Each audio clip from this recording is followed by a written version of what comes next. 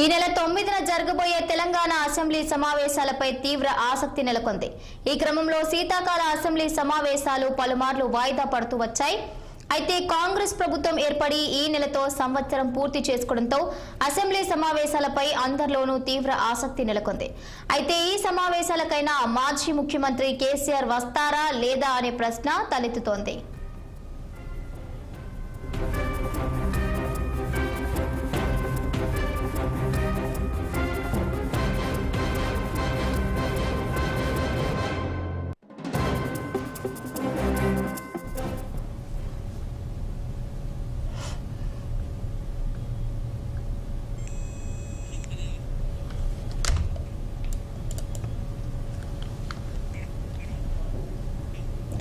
ఈ నెల 9న జరగబోయే తెలంగాణ అసెంబ్లీ సమావేశాలపై తీవ్ర ఆసక్తి నెలకొంది.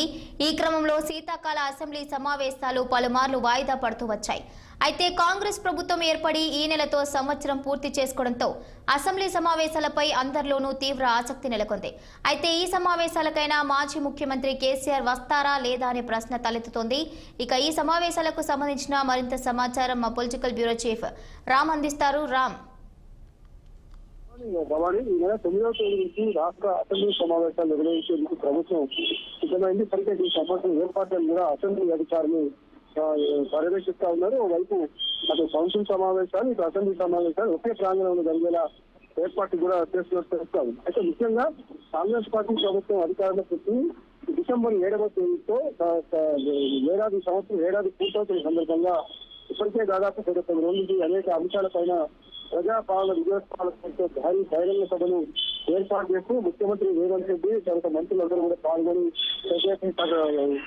తమ విజయాలు చెప్పుకుంటున్నారు. ఏడాది పాలనలో సాధించిన విజయాలు, అభివృద్ధి కార్యక్రమాలు, సంక్షేమ పథకాలు అన్ని సభలు సమావేశాలు పెట్టాలి. అయితే అసెంబ్లీ సమావేశాల్లో కూడా చాలా కీలకమైన అంశాలపై చర్చించే అవకాశం ఉంది. ఇప్పటికే గత అసెంబ్లీ సమావేశాల్లో విద్యుత్ ప్రాజెక్టుల విషయంలో జరిగిన పొరుగుల ఒప్పందాలు జరిగిన అవకాశాలు, అదేవిధంగా రాష్ట్ర ఆర్థిక పరిస్థితి పైన చేతపుత్రము, తర్వాత కాళేశ్వరం ప్రాజెక్టు విషయంలో జరిగిన అవినీతి, ఇతర అంశాలపై ఎండగడుతూ ప్రభుత్వం అసెంబ్లీలో చర్చించింది. అయితే గతంలో మాజీ 10 ఏళ్ల పాటు ముఖ్యమంత్రిగా పనిచేసి ప్రతిపక్ష నేతగా ఉన్న కేసీఆర్ కాంగ్రెస్ పార్టీ ప్రభుత్వం ఏర్పడిన తర్వాత జరిగిన అసెంబ్లీ సమావేశాలకు హాజరు కాలని కేవలం పార్టీ సీనియర్ మంత్రులు మాజీ మంత్రులు హరీష్ రావు, కేసీఆర్ వీళ్ళందరూ అసెంబ్లీ సమావేశాల నిర్వహణ మొత్తం కూడా టీఆర్ఎస్ పార్టీ జరిగింది. అయితే అసెంబ్లీ ఎన్నికల తర్వాత జరిగిన లోక్సభ ఎన్నికలకు ముందు కొంతమంది ఎమ్మెల్యేలు పార్టీ మారడం, దాదాపు 10 మంది ఎమ్మెల్యేలు టీఆర్ఎస్ పార్టీని వీడి ఈ రోజు కాంగ్రెస్ లో చేరారు. వారిలో అల్కపూర్ గాంధీకి టీఏసీ చైర్మన్ పదవి ఇచ్చారు. అదేవిధంగా శ్రీనివాస్ రెడ్డికి వ్యవసాయ కమిషన్ చైర్మన్ పోషించారు.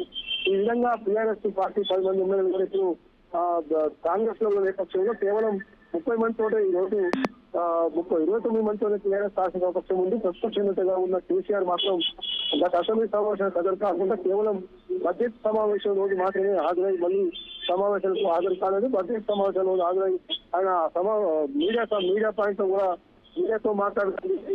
ఆ తర్వాత జరిగిన కార్యకర్తల సమావేశంలో కూడా ఓకే ఉండాలి, ఖచ్చితంగా ప్రభుత్వం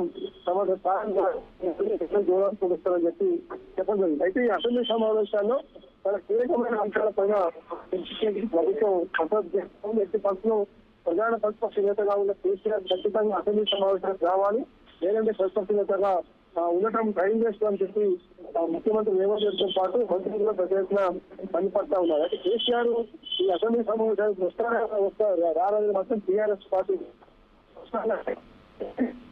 మాత్రం ఏడాది పాలలో వైఫల్యాలు ఉన్నాయో వైఫల్యాలను ఎండగడతాము. ముఖ్యంగా రైతు రుణమాఫీ విషయంలో, రైతు భరోసా విషయంలో, తర్వాత వికారాబాద్ జిల్లా ఫార్మా కంపెనీల కోసం చేపడుతున్న సంఘటన, ఇతర గురుకుల పాఠశాలలో కానీ గురుకుల హాస్టల్లో కానీ జరుగుతున్న పరిణామాలు, అన్ని అంశాలపైన కూడా మేము ప్రభుత్వాన్ని ఎండగట్టాం. రైతు వర్గాన్ని కొనుగోలు విషయంలో కూడా ప్రభుత్వం అలసత్వం, అన్ని విషయాల్లో కూడా ప్రభుత్వం విఫలమైందని చెప్పి ఆరోపిస్తూ ఈ రోజు టీఆర్ఎస్ పార్టీ సిద్ధమవుతుంది. మరోవైపు బీజేపీ కూడా ప్రభుత్వ వైఫల్యాలపై ఈ రోజు విచారణ కార్యక్రమాలు అసెంబ్లీ సమావేశాలు ప్రభుత్వాన్ని నిర్వహించేందుకు ప్రభుత్వం మాత్రం టీఆర్ఎస్ గానీ బీజేపీ గానీ ఎదుర్కొనేందుకు అన్ని విధాల సర్వం సిద్ధం చేసుకొని టీఆర్ఎస్ ను గత 10 ఏళ్ల కాలంలో చేసిన అవినీతి అక్రమాలపైనే ఎక్కువగా మళ్ళీ ఫోకస్ చేసే అవకాశం ఉంది. Bhavani, Right. Thank you, Ram. Thank you for the updates. Thank you, Ram. Thank you for the updates.